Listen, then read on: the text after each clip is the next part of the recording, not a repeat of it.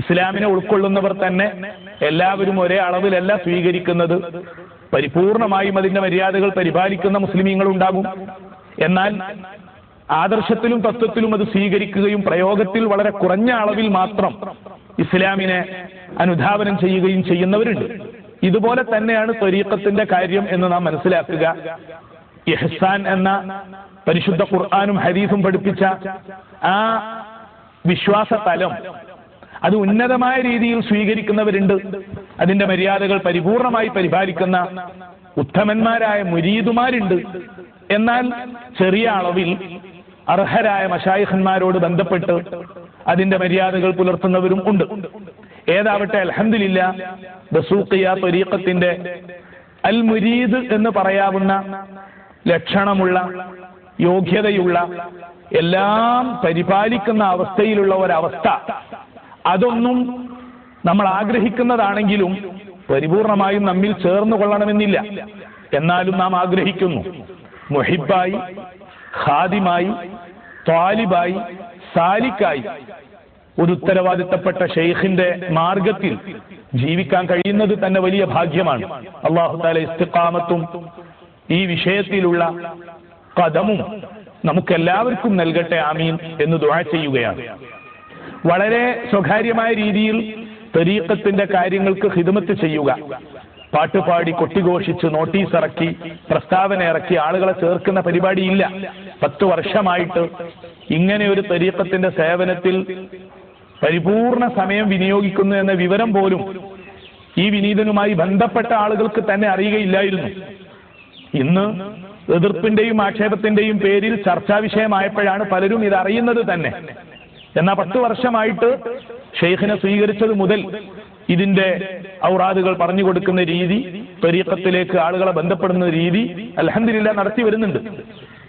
ഇപ്പോൾ ഇത് പ്രശ്നമായത് പ്രസിദ്ധനും വാഗ്മിയുമായ ഇസ്ലാമിക സമുദായത്തിനു വേണ്ടി ധീരോധീരമായി ശബ്ദിക്കുകയും അഹോരാത്രം പരിശ്രമിക്കുകയും ചെയ്ത നമ്മുടെ പ്രിയപ്പെട്ട അബ്ദുൽ നാസർ മഅദനി തടവറയിൽ കിടന്ന് ദീർഘകാലം അള്ളാഹുവിന്റെ മാർഗത്തിൽ ചിന്തിക്കുകയും ഇബാദത്ത് അനുഷ്ഠാനങ്ങളും സ്വലാത്തും ഖുർആൻ പാരായണവും വർദ്ധിപ്പിക്കുകയും നിരന്തരമായ ദുആഉം നടത്തി അവസാനം പരിപൂർണമായ അവസ്ഥയിലുള്ള ഒരു ഗുരുവിന്റെ വഴി സ്വീകരിക്കുവാൻ, ദസൂഖിയ ത്വരീഖത്ത് ഉൾക്കൊള്ളുവാൻ മഅദനിക്ക് കോയമ്പത്തൂർ ജയിലിൽ നിന്ന് തന്നെ അല്ലാഹു തആല അവസരം നൽകി.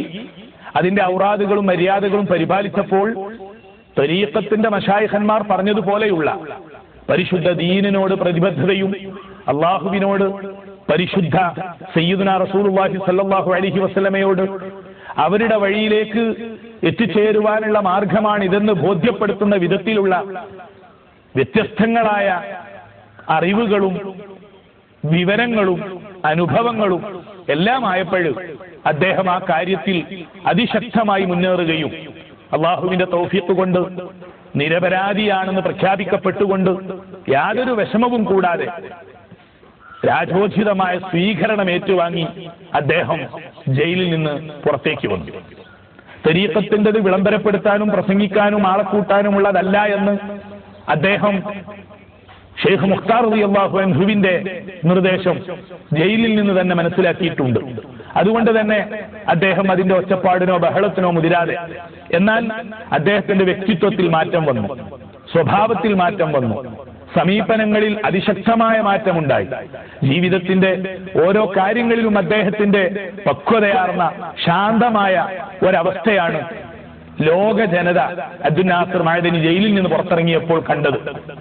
തീവ്രവാദിയാണെന്ന് ആരോപിച്ചു, വർഗീയവാദിയാണെന്ന് വരെ അനാവശ്യമായി ആരോപണം കേട്ട് അതുമായി ബന്ധപ്പെട്ട് ഒരു കാലുവരെ നഷ്ടപ്പെട്ട് എല്ലാ അർത്ഥത്തിലും തീവ്രവാദ നിലപാടുള്ള ആളാണെന്ന് കൊട്ടിഘോഷിക്കപ്പെട്ട് പ്രചരിപ്പിക്കപ്പെട്ട അദ്ദേഹം അതിന്റെ പേരിൽ ദീർഘമായ 9.5 വർഷം ജയിലിൽ കിടന്ന് പലപ്പോഴും നീതി നിഷേധിക്കപ്പെട്ടു. തിരിച്ചു വരുന്ന സന്ദർഭത്തിൽ ഒരു കൊടുങ്കാറ്റായി തന്റെ പ്രതിയോഗികളോട് ചീത്ത വിളിക്കുന്ന, ബഹളമുണ്ടാക്കുന്ന, കുഴപ്പമുണ്ടാക്കുന്ന അതിശക്തമായ ഒരു ഭീകരവാദിയായി മാറുമെന്നാണ് സ്വാഭാവികതയിൽ പലരും കരുതിയത്. എന്നാൽ ജയിലിൽ നിന്ന് അദ്ദേഹം ചിന്തിക്കുകയും പഠിക്കുകയും ചെയ്തു. പരിപക്വമായ ഒരാശയത്തെ അദ്ദേഹത്തിന് ആസൂത്രണം ചെയ്യാൻ കഴിഞ്ഞു. അതിന് ശക്തമായി പിൻബലം നൽകാൻ പറ്റുന്ന വിധത്തിൽ അള്ളാഹുവിന്റെ പരിശുദ്ധ ദീനിന്റെ ശരിയായ ചിന്തയും ശരിയായ തർബിയത്തും അദ്ദേഹത്തിന് നൽകുന്ന ഒരു മഹാത്മാവിനെ ഗുരുവായി സ്വീകരിക്കാൻ ജയിലിൽ നിന്ന് കഴിഞ്ഞതിന്റെ അടയാളം, അതിന്റെ പരിവർത്തനം പുറത്തുള്ള ആളുകൾക്ക് അദ്ദേഹത്തിന്റെ ഇതുവരെയുള്ള സംസാരങ്ങളിൽ നിന്ന് മനസ്സിലാക്കാൻ കഴിഞ്ഞു. അല്ലാഹു തആല അദ്ദേഹത്തിനും നമുക്കുമെല്ലാം ഈ ആധ്യാത്മിക സൗഭാഗ്യം നിലനിർത്താനും അതിനെ മര്യാദകൾ പരിപാലിക്കാനും തൗഫീഖ് നൽകട്ടെ, ആമീൻ എന്ന് ദുആ ചെയ്യുകയാണ്. ഏതാവട്ടെ, അദ്ദേഹം വളരെ സ്വകാര്യമായി മാത്രം ആ കാര്യം കൊണ്ടു നടന്നു. ചാനലുകളുടെ, മീഡിയകളുടെ അതിസാഹസികമായ അന്വേഷണത്തിൽ നിന്ന് അവർ കണ്ടെത്തി ഈ വാർത്ത പുറത്തറിയാൻ അവസരമുണ്ടായി. താൻ സ്വീകരിച്ച ശൈഖിനെയും അതിന്റെ മര്യാദകളെയും വ്യക്തിപരമായി നിലനിർത്തുക എന്നതാണ് അദ്ദേഹത്തിന്റെ സ്വഭാവം. അത് തന്നെയാണ് അദ്ദേഹം ചെയ്തതും. ആ ഇടക്ക് കേരളത്തിൽ കോഴിക്കോട് ഭാഗത്തേക്ക് അദ്ദേഹം വന്നപ്പോൾ മോഴിക്കൽ മദീനത്തുൽ കിറാമിലെ ത്വരീഖത്തിന്റെ പഠനശാലയിൽ സ്വാഭാവികമായും അദ്ദേഹം സന്ദർശിച്ചു. ദസൂഖി ഇഖ്വാനികളല്ലാത്ത ഒരാളോടും പരസ്യപ്പെടുത്താതെ, ആരെയും വിളിച്ചു വരുത്താതെയുള്ള സന്ദർശനമായിരുന്നു അത് എന്ന് നമുക്കറിയാം. ദസൂഖി ഇഖ്വാനുകൾ മാത്രം സംബന്ധിച്ച് സാധാരണ നടക്കുന്ന ഹളറയും പ്രസംഗവും ഇവിടെ ഉണ്ടായി. ഇത് ഞാൻ പറയുന്നത് അദ്ദേഹം അത് കൊട്ടിഘോഷിച്ച് ആളെ കൂട്ടാനോ അതിന്റെ ഒരു വക്താവായി രംഗത്ത് വരാനോ മുന്നോട്ട് വന്നിട്ടില്ല. ഇവിടെ വെച്ച് അദ്ദേഹം ദസൂഖി ഇഖ്വാനുകളോട് സംസാരിച്ചു.